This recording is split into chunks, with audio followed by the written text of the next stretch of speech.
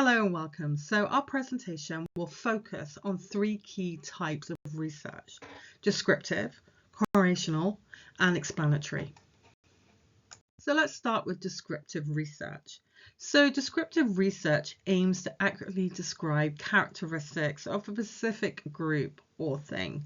It answers the what of the research question, but does not address the why something happens.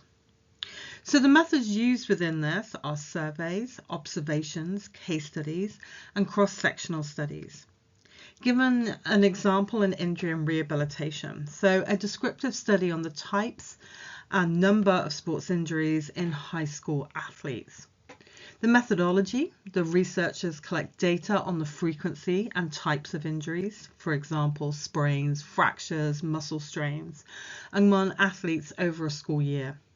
The outcome, so the study provides a comprehensive overview of common injuries and their occurrence rates. And it informs coaching staff and healthcare providers about the potential areas of concern. So correlational research. So this research examines the relationship between two or more variables to determine whether they are associated. It does not imply causation, but it indicates whether a relationship exists. The methods that could be used are stats analysis of survey data, observational data, or existing records.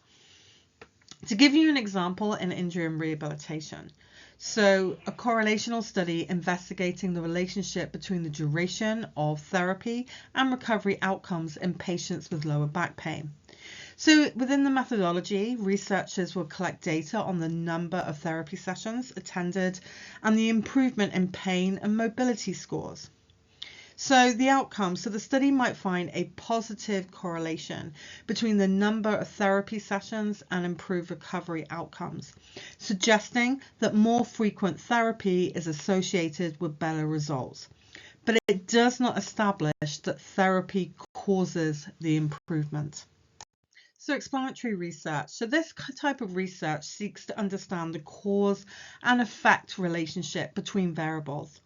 It goes beyond description and correlation to explain why and how something happens.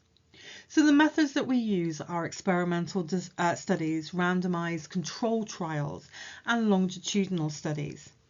Giving an example in injury and rehabilitation.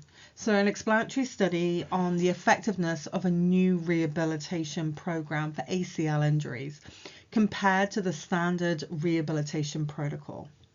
So the methodology, researchers conduct a randomized control trial where participants are randomly assigned to either the new rehab program or the standard protocol. They measure recovery outcomes such as knee strength, range of motion, and return to sport timelines.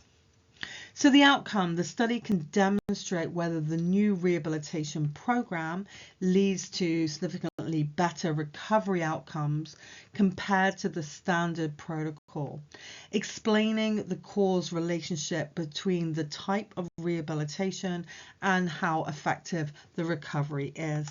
So just to give a quick summary of the three types. Descriptive research provides a snapshot of the current state or characteristics of a group or phenomenon. In injury and rehab, it might describe the types and prevalence of injuries. Correlational research identifies relationships between variables without determining causation. So in injury and rehab, it might explore the association between therapy frequency and recovery outcomes. Explanatory research investigates the cause and effect relationships to explain why something happens.